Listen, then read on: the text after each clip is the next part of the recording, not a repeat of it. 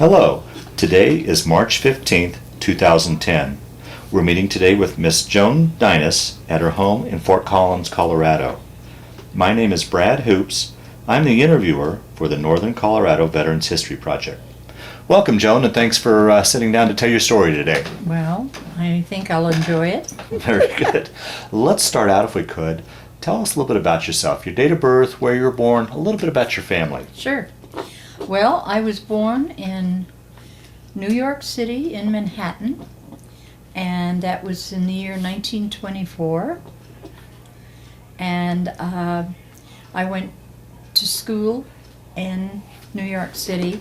My parents moved to the Bronx, and then so as a result, I used to travel on the subway train when I got to the high school age, and I used to travel on the subway train and go down to Manhattan to school down there. I went to a specialized high school that specialized in art. Oh, okay. And eventually that took over my life, you know. Now, do you have any brothers or sisters? I had one brother, and my brother and I thought we were pretty funny because my dad was in World War II. No, World War One. And he was in the Army, and he had a brother. He had a twin brother, and he was lost over in Germany or wherever during World War One. But my dad made it back, and of course, my father was the one to suggest that my brother and I go into the service. My brother was 3 years younger than I was. And so as a result, I decided I'll get even with my dad. I enlisted in the Navy. And then my brother did the same thing. Well, for the record, I forgot to ask you, obviously Deines is your married name. What's your maiden name? My maiden name was Alberts. Alberts? Yeah.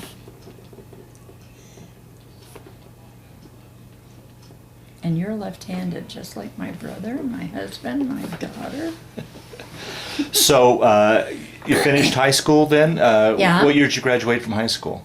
How? I don't even the vaguest idea. Yeah. It was, I think I enlisted in, let's see, the war was in 41. 41. And it went to, when did it end? 45. 45. Well, I went in at, shortly after the war, so I must have gotten out of high school in 41. Or, yeah, because I went for 2 years. I was in the service, and I got out in 46, so. Do you remember where you were and what you were thinking when you heard about Pearl Harbor? Yeah, my brother and I remember we were in the living room of our apartment in the Bronx and heard it over the radio and couldn't believe it. And we thought, oh my word, you know. But then I was still going to school, you know, and I think I went in, I can't remember when I went in the service, but I know that I was in for 2 years, and I think I went in 44 and got out in 46. Okay, okay. So you talked about, so you joined the Navy. What prompted you to join the Navy out of all the various service branches? I was always partial to the Navy, and I had a cousin that went into the Navy, and so that was, you know, I just liked sailors. And so that was, you know, part of it. And my dad didn't mind what they were supportive. They were supportive that you were joining. That we were joining in the service. Yeah. Because those years, I mean, you were kind of a trailblazer in the sense that those are really the first years that women had joined the military. Oh yes, and I heard and felt it. Oh really? In like what sense? Well, when I was stationed at one of the bases, actually it was in Hutchinson, Kansas. It was a Naval Air Station. And the officer that was in charge of the base had come from overseas, and he was replacing one of the fellows on the base who hadn't been overseas. In other words, the Navy played switch like that, and the one that had been overseas had no use for the women in the service. So I'm telling you, we used to have to kiss his, you know what. I mean, we had to salute him all the time, and I mean, stand at attention. There was he didn't give us an inch. But, which was kind of interesting. He wasn't there the whole time I was there, so I got into the routine of working and doing the things I needed to do. And then when he arrived, oh my goodness, we used to run and hide. And if you were someplace like one time I was on the in the hangar where the airplanes were, and I forgot. Somebody sent me out to get a number from one of the propellers out there, and he wanted to know why I was out there. What was I doing with those guys? Get out of there! And made me feel that big. Oh, But those were the things that went on, and it was kind of interesting because when before I left, my folks were my mother was an air raid warden in the Bronx where we lived, and I remember the sirens going off and how everybody that was on the street had to get off the street, and my mom was down there, and it was kind of eerie because you really felt the war more than I did any place else where I was stationed. Is that right? Yeah. Yeah, because and there were, they found submarines that were outside New York Harbor and stuff like that. So it was rather interesting, And most everybody was very patriotic, because of the situation. And that brings another question too. Do you can you talk a little bit about rationing and how that affected your life or family at all? Oh, vaguely I remember it, and I remember that you'd go to the store and you couldn't find half of what you wanted to buy, and you had coupons, as I recall. I just vaguely remember, but my mom did the shopping. Mm-hmm. I didn't get involved in that too much, but it was kind of interesting because you were very much aware of the war in the city. Oh, sure. And riding subway trains and things like that, you had to be very careful, and behave properly and so on and so forth. Did you ever have any blackouts at night? Oh yeah, sure. We had. Oh yeah. And that's when my mother, as the air warden, got busy. Would walk around and Yeah. That must have been an eerie sight to see, just total blackness in the city like that. Oh, yeah. Well, you got used to it, it was interesting. You didn't think about it, You just were aware that these were practices that you had to do for the service, for the war. And it was very interesting, the whole process, Do you remember when you took off to go off to basic training? How long after do you remember roughly how long after you enlisted before you shipped out? I don't really remember that it was very long, but I know that the training was in New York City, was in the Bronx where I lived, and it was Hunter College was where they were trained. You had boot camp, as they called it, and so I left to go there, and didn't think much about the fact that I was away from home because I wasn't that far away, Mm-hmm. And then when I got through boot camp, while you were at boot camp, they gave you choices of where you could, and go from there, what kind of branch you wanted to be in, what's part of the service. And I decided to be a storekeeper because of my banking experience. I had been working in a bank prior to going into the service. So I ended up they suggested that I be a storekeeper, and the school for that was in Milledgeville, Georgia. And so I remember getting on board a train, and it was a part freight train. It was, and we were in boxcars. That's where they had us. Did your folks see you off? Do you remember seeing you off for that? I can't remember. I don't remember a lot of that, because it's just too long ago. Yeah, fair enough. Had up to that point, had you traveled too much out of the city? I mean, generally, back then people didn't travel too far away from home. Had you been away from home prior to that? Yeah.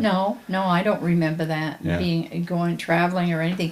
My dad was a customs inspector, and so if we wanted to have any fun, we would go down to the pier, and he got us on board the Queen Mary so we could see the ship. Wow. And that was a ship and a half. It had elevators, and it was like, when you're a kid, it's really impressive. And they even had on the railings where they had used it as a troop ship, and the servicemen had engraved the initials on the wooden railings, and it was just fascinating, And so you kind of got into the spirit of the war Right. that way. And my dad was, Yeah. he was there if we needed him and stuff like that. And I know one of the things that I used to get into trouble for was before I joined the service, I'd go to high school, and we'd take the subway train. And I used to play hooky on Fridays, because it was Ladies' Day at the ballpark. And I used to meet my buddy from class, and she and I would get off at, I think it was 161st Street, where the Yankee Stadium was. And I was an avid Giant fan, but we would go see the Yankees if they were there. And then the next week, my mother would get a postcard. This was on Friday. And Monday, my mother would get a postcard that I'd skipped school. And she'd, And so then I wouldn't do it again for a while. But those were the fun things that, you did before. And then when I went into the service, I didn't go in with anybody from my neighborhood, and no particular friends that way. And so you just learned to make friends, and I remember when we were in Milledgeville, Georgia, that was so different because I had never been out of the city. Oh, sure, I was used yeah. to city life. Right. And there it was like in the middle of nowhere. Now, did you travel down to Georgia with women from the Yeah. school, or were you by yourself? Or No,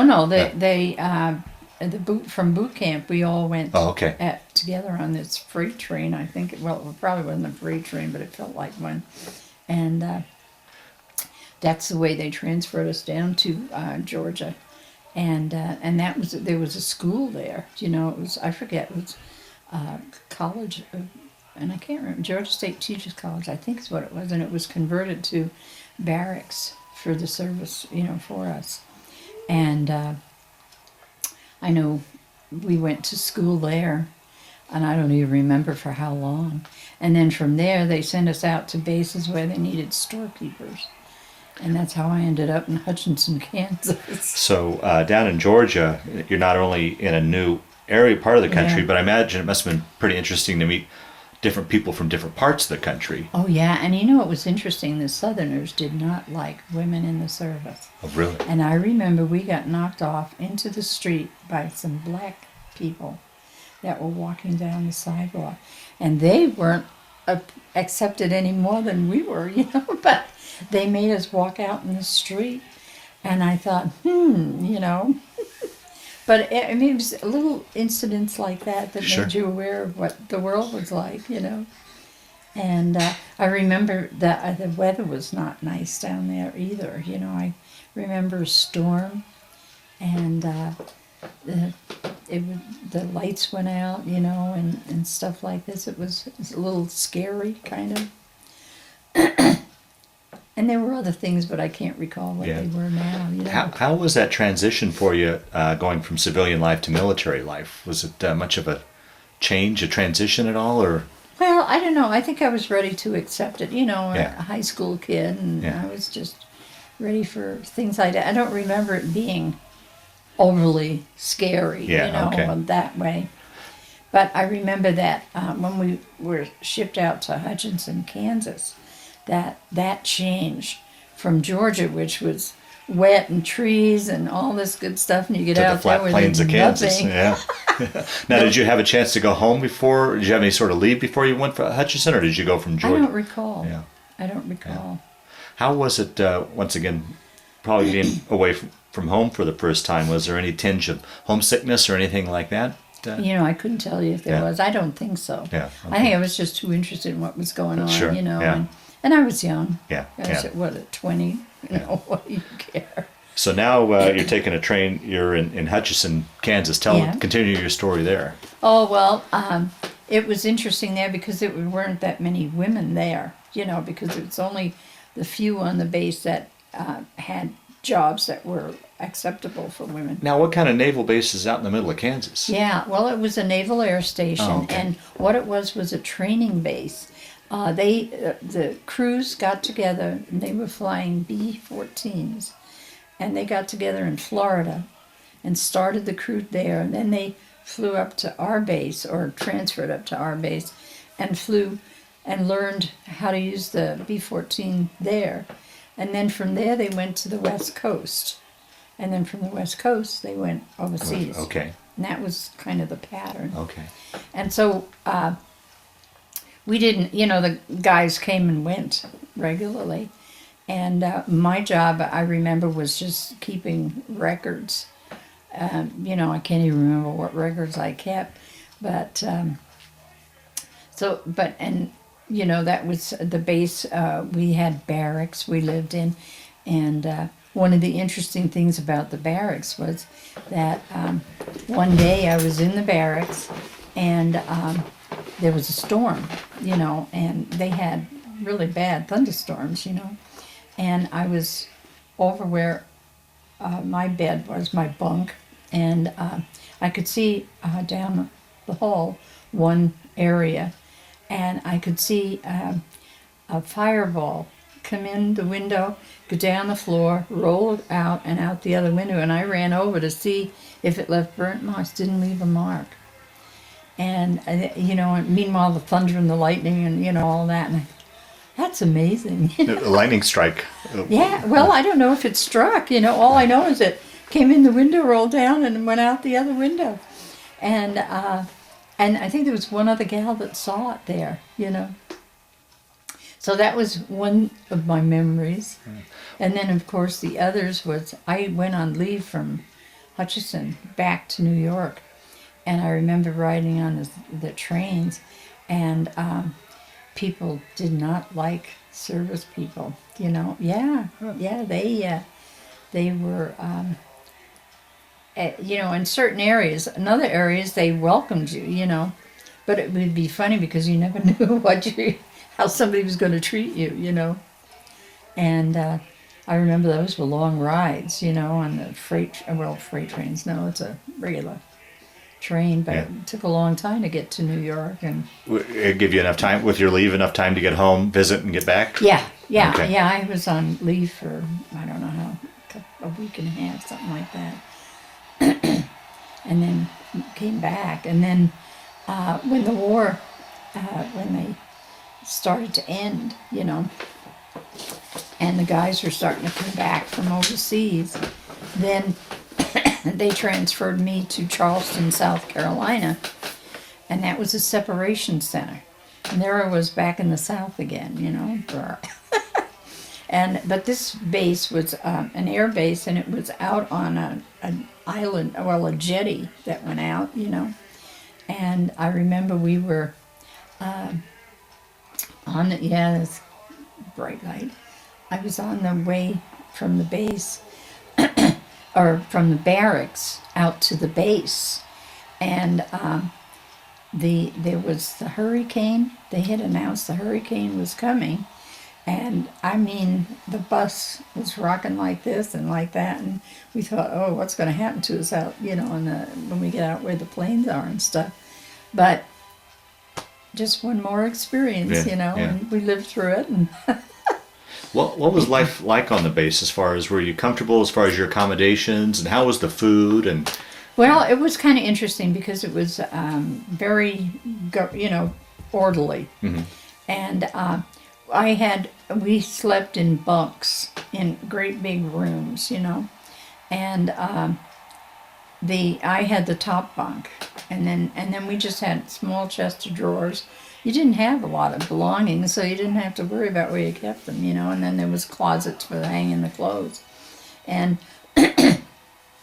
some of the guys didn't like you, and so when you were on your way to the chow hall for a meal, you never knew what would happen, or how people would treat you, and the guys, some of them would yell at you, not nice things, and then others would say, "Hi girls, how are you?"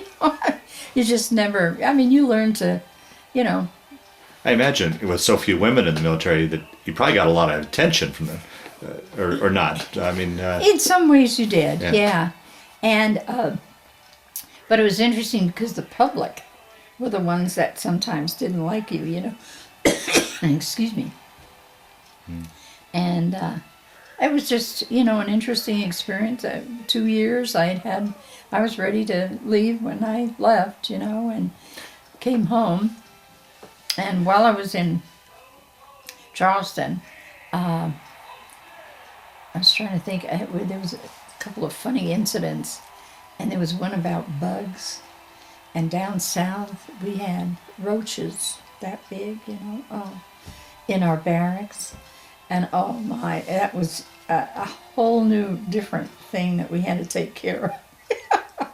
And you could hear them running on the walls at night, and and if you, like, when it got up to go to the bathroom, and if you put a light on, you could see them all running up and down. It was, ooh, dirty, But you got used to it.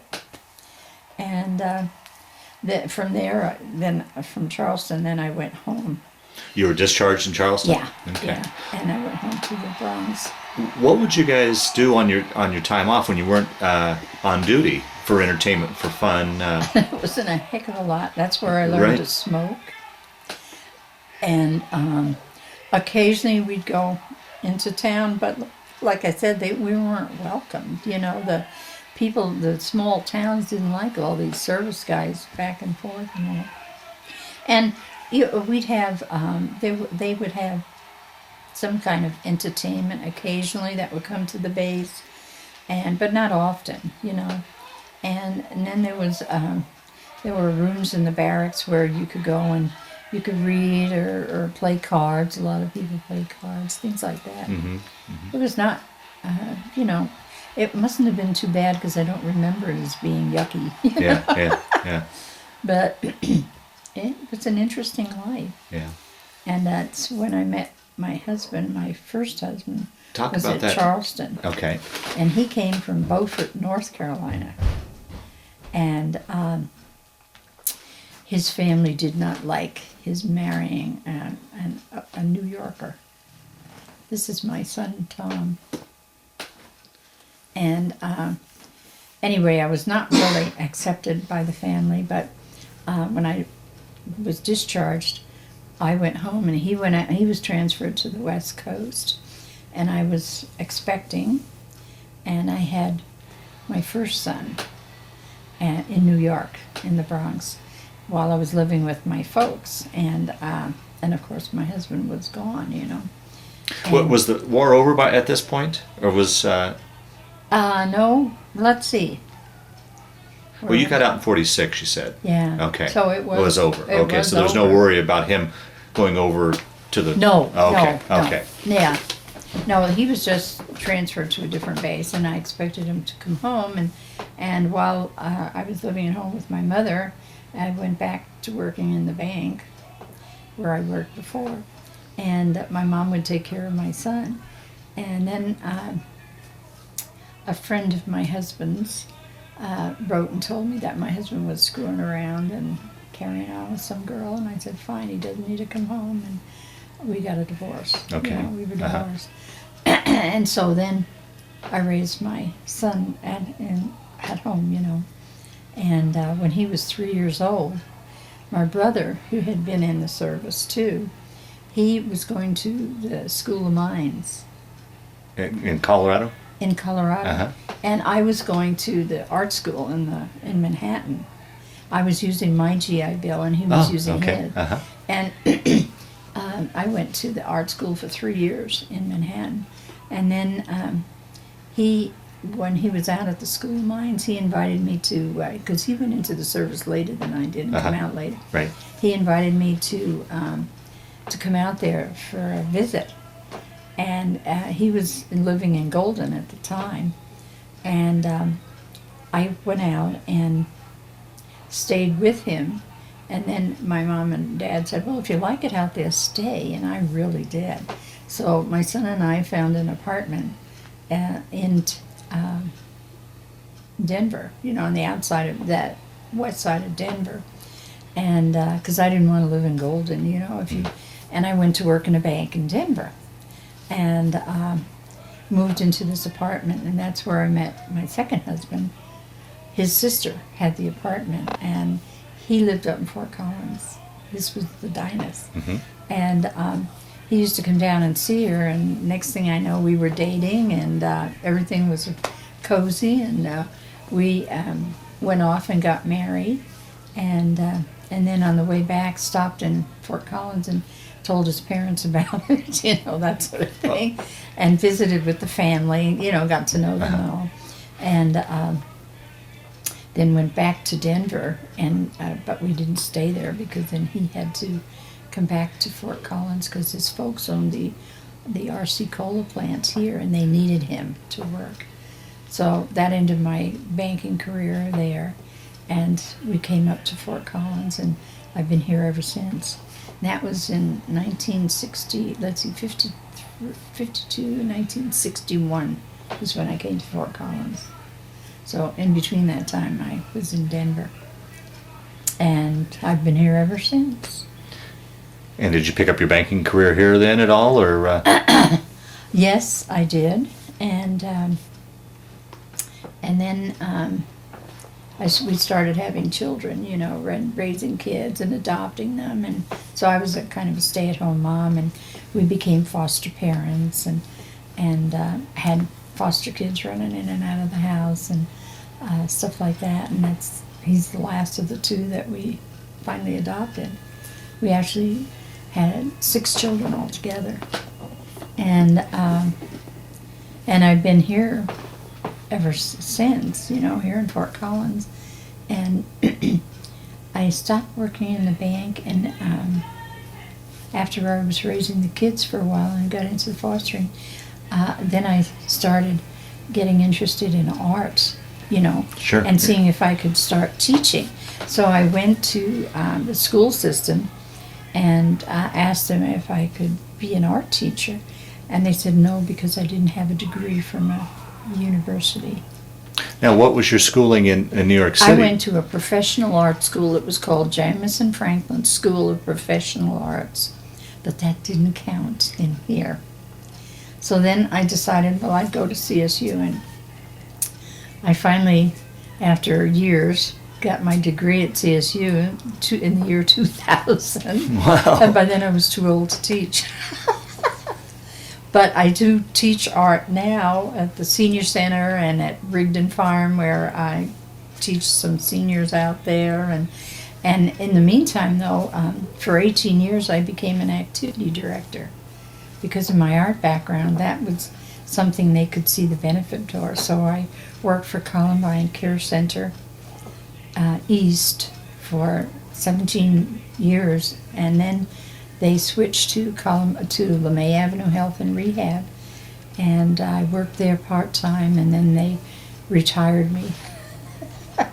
and and I've been here since and doing freelance art, you know, when I could. So. Is there a particular type of art you like to work with? Well, actually, I liked watercolor painting because I didn't like oil because it smelled too bad. And it didn't dry right away, you know. So I worked in it with acrylics and watercolor. And then when I was back east, I had gotten this box of, they're called water-based colored pencils. And what they are is a colored pencil, and you color it with that, and then you take a brush and wet it and go over it, and it looks like a painting. And so that's what I've been teaching for the last few years, you know, which has been kind of fun. Because the boxes today cost like, anywhere from $20 to $60, and I think the one I got was like, I don't know, not very expensive, $4 and something. Anyway, it was and the funny thing is those pencils are still good. Mm-hmm. And can you imagine how long that's been? Mm-hmm. So that's kind of how things went. And alas, my husband, you know, he had worked with his at the cola plant for his dad, and then his dad passed on, and he and his brother ran it, and then they sold it, and we kind of lived on the income he got from that, and he did other freelance stuff, you know, and he passed away 14, 15, 16 years ago. It's been quite a while anyway. Yeah. And so I've been living on Social Security and raising the last of the 2 kids, you know, and finally got all of them out of the house except him.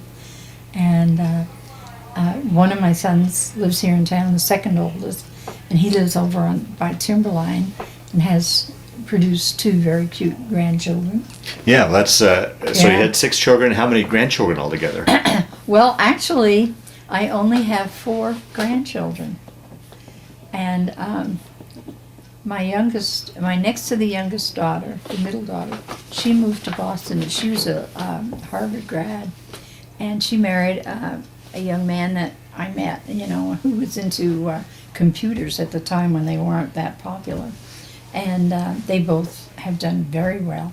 And they just had their second child, and it's 2 more girls. So it's kind of interesting that the only thing my family has been able to produce are girls.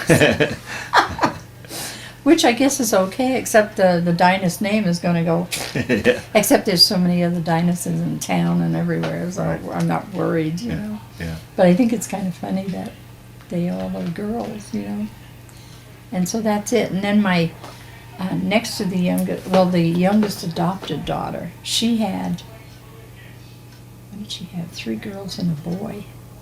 But we never have been real close with her. They were the kids, my daughter from Boston with her 2 girls. She and her hubby, they all came here for Christmas this year. And the one in Boston had her youngest baptized at our church, which is right here, just up the street away, Shepherd of the Hills Lutheran Church, And so the family all got together for that, and except the wayward one. And but the boy from Frisco, my oldest, owns Precision Skis in Frisco, Colorado. Oh, nice. Yeah, and so the others go up to see him, but you can't get me to drive up there. No. To save my soul, And I wouldn't get on skis anyway. So, but I was kind of an indoor roller skater instead, And we owned, my husband owned, one of the rinks here in town for a while. And so I used to be out there skating all the time, and it was just a little while ago. I forget what group I was with, but they went out to the rink, and I tried on the skates, and I nearly broke my neck, and I thought, well, Oh, boy. I've lost the knack. So I took them off again, and everybody said, no, at your age, you don't want to do that. So, but in the meantime, I keep busy. I drive, and I just got a new job called Seniors, Helping Seniors. A gal has just started that company here in town, and so I'm helping her advertise for it. And I'll be able to visit too, the seniors if as she gradually gets enough people, to that need her help or need our help. And so, at least I'm not goofing around. Right. Which drives me crazy if I do. So, anyhow, that's the story of my life. Okay. Well, we'll start to wind down this interview. Sure. Is there anything that I didn't ask you that you wanted to talk about, or any stories that have popped up since we've been talking that we didn't talk about that you wanted to mention, just to kind of cap off this interview? Anything else that you think that we left out that we didn't talk about? No, I can't think of anything that Okay. offhand, that there's just so much goes on. Yeah. And I do, like I said, I try to keep busy with the art, and my sons, they're awfully helpful to make sure I'm behaving myself and not spending my money foolishly. Well, one last question I always like to ask in these interviews is, how do you think that 2 years that you were in the Navy, in the service, how did that affect your life, change your life, play a part in your life, or was it just simply a chapter you went through in life? I think, though, when you were in the service, you had to obey your officers. I think it taught you how life is, that, there are incidents that you don't have control over, and I think it helped develop a personality, and also gave you a little wisdom into how some people can be so mean and others can be so nice, and I think it matured you a little ahead of time, Okay. at the time I'm sure I was just a kid, you know, at heart. And I think it helped, at least I feel like it helped develop my sense of humor. Oh, really? Yeah. Yes, because, you know, there were things that happened that you couldn't, there was no point in crying, you know. And so you had to laugh at stuff and let it go, you know. So, Through the years, did you keep in touch with anybody you served with at you all? know, for a while I did. There was a gal up in, ended up in Boston, and I think I went up there once to visit with her. Oh, I don't know, quite a while ago. But I didn't really develop a lot of friends that way that stayed around because they were all over the country. Yeah, you're moving all the time. Yeah. Yep. And so I didn't really have, you know, a lot of people that, but every once in a while you'd meet a vet, you know, and they'd say, yeah, I remember that Hutchinson, Kansas. What a crazy town that was, you know, or something like that. So, but overall, I think in a way I pleased my father, you know, because I went into the service like he had. And I think coming from a family where they were very patriotic, I think it helps you appreciate this country as compared to the rest of the world, you know, how much we really do have and how so many people don't understand or appreciate it, you know. Right. So here next month, you're going on the honor flight. Is that correct? yes, yeah, April 23rd. Yeah, it's kind of interesting, and I just got a card from some gal. They're apparently having a get-together prior to it, and it's in Loveland, I think is where it's located. And I think that's it. Anyway, or who knows? Yeah. It's on a card on the Yeah. table, you know. And that way, they said you can get to meet the people you're going to ride with, you know, your buddies and so forth. So, yeah, I don't know why I decided to do that, but it was interesting because one of my kids wanted to go with me, or they said, you know, bring someone in the family. The only thing is they have to pay $400 for it. And I think my family begged off because, you know, $400 is a lot to cough up, you know. So I thought, okay, I'll go with that. It wasn't that important to me, you know. Have you ever, through the years, ever traveled back to any of the places you were stationed in, Kansas or Georgia or Carolinas? We came through Kansas once on our way out here from New York. And I thought, I'm glad I don't live there. But that was, I think, about the extent of it. I don't think I've been down south and, you know, to any of those. I know I was to Florida, but that was different than, I have a cousin that lives in Florida. So I really didn't, you know, have any desire. Even going back to New York, I did a while ago, and I thought, this ain't the place I remember. Is that right? Yeah. Changed quite a bit. Well, yeah, it was cleaner looking than I Really? recall. Yeah, and but I think at that time the one who was in the mayor was very diligent about making people clean, and it was, you know, a nice visit, and but it taught me that I really didn't want to live in that big city. I like Colorado. You know? So. Well, Joan, we'll close off the interview then. Is there any statement or closing remarks you'd like to make to anybody that will watch this tape at all, or not, on anything, really? Well, I can't think of any special. Okay, all right. Just, I'm sorry they got stuck watching it. Oh, dear. No. Like I said, that sense of humor. Yeah, you know? sure enough. There it is. I know I get a lot of comments back from the pastor when I smart off at church, you know, and I will do that occasionally. Well, I want to thank you for sitting down to tell your story today, that's okay. but as well as I want to thank you for your service to our country. Oh, that's been so long ago, you know. I admire the guys that are going now. Because it's a lot different, the war now, you know.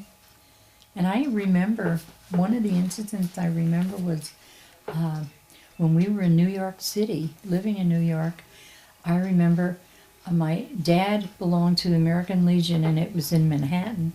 And we were going to a meeting down there, and the Nazi Bund were marching in Manhattan, and we saw them. Yeah, and you know, the goose steps and Yeah. and looked and thought, what the heck are they doing here, you know? And that was just prior to when Germany, you know, we got into it with Right. Germany and stuff. Huh. Wow. But I remember that, you know, standing out in my mind. It's funny how certain things Yeah, sure. you remember, Yeah. you know, Right. and other things you don't mean a thing. Yeah. So Well, thanks again, Joan. sure, it's been a pleasure. That picture there was when I was in the service, when I had just entered. I think I had come back from boot camp and had my picture taken in front of the apartment house where I lived. Now, that picture was taken at Hutchinson, Kansas at the Naval Air Station, where I was transferred from boot camp, and I was a storekeeper. This picture was taken in Charleston, South Carolina at the Separation Center just prior to my departing for the exit to the military service. Any idea who all those characters are in there with you? Not anymore, I Okay. sure don't. I wonder if all of them have that much hair still.